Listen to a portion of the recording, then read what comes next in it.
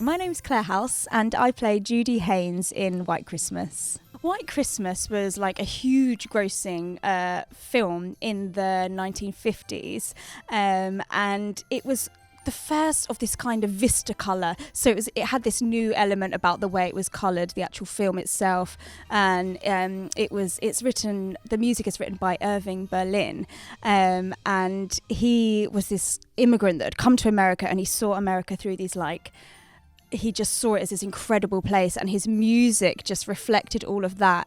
And our show White Christmas, that is now the stage version that we're doing, sort of knits all his incredible songs together within a story that covers from the end of the war in the 40s, goes through to the 50s, and we meet this group of people that have sort of come out of that war period and gone into show business, and they create this show within a show, and you just sort of meet all these characters. My character Judy, she appears in about Act 1, Scene 3, and you meet her and her sister Betty. They're a double act, they're a sister act, and they're very ambitious. So it's quite exciting because we're in the 50s, and within that we've got these women that are kind of like pushing aside the 50s typical kind of housewife, and they've gone into show business.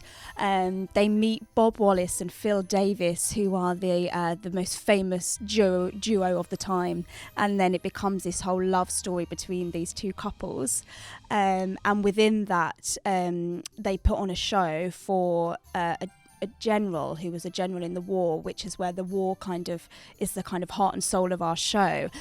These ex-soldiers and this ex-general, they all put on this show to kind of bring this general's cheer up into Christmas. Really enjoying the rehearsal process for White Christmas so far, and it's the first time I've worked with Nikolai, the director, and he's so brilliant. You get to really have massive discussions about anything you want. It's funny because the first time he asked, right, has anyone got any questions about this first scene or whatever, there was sort of a little bit of a silence. You know when you're at school and you're like, oh, I don't want to say it, and then one person spoke and then everyone was just like, vroom, and everyone started talking about their characters, who they want to be, where they are, why they're here, and we just went into an awful lot of detail straight away. So we sort of dived in. Because we're rehearsing here at the Dominion Theatre, we get to see our theatre every day and we're rehearsing up in a studio, and you can just literally have a little sneak in and look at the upper circle, and it just feels like massive. And I don't know if that's just seeing it from the other side,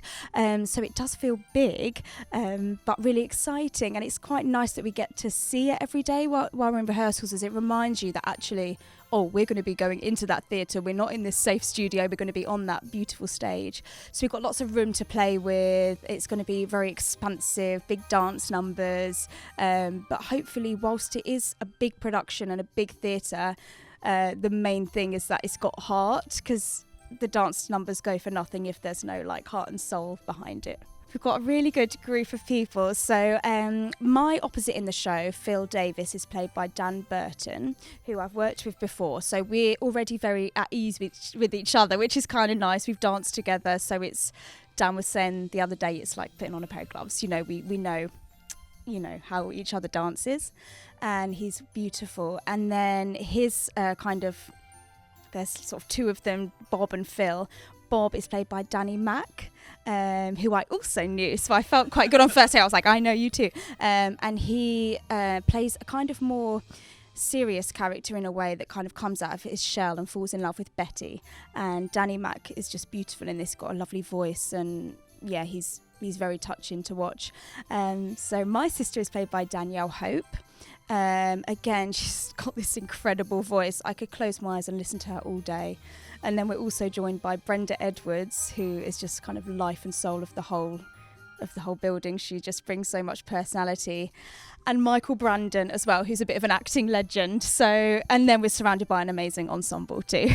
The audiences that come and see White Christmas can expect, number one, just a really beautiful piece of joyful Christmas theatre. But underneath all that, we're playing it with as much integrity as we can. So we're really taking the story, and we're going to give it all the heart and soul that we can. So yes, on one hand, it's going to be amazing dance numbers and just the most beautiful music. but it's also going to tell a really lovely story, and hopefully you're going to watch different relationships kind of shimmer and kind of develop throughout the show. So it's just a time for people to like put their phones down, put down all this kind of like busy world that we have, come into our theatre and hopefully just be kind of swept away to that other world back then in the 50s, when it was just much more, everything was more simple, and it's all about how two people meet and the spark and all that lovely kind of romance that maybe today we're a bit more like, oh, I'll text you. And I'm so excited about this show.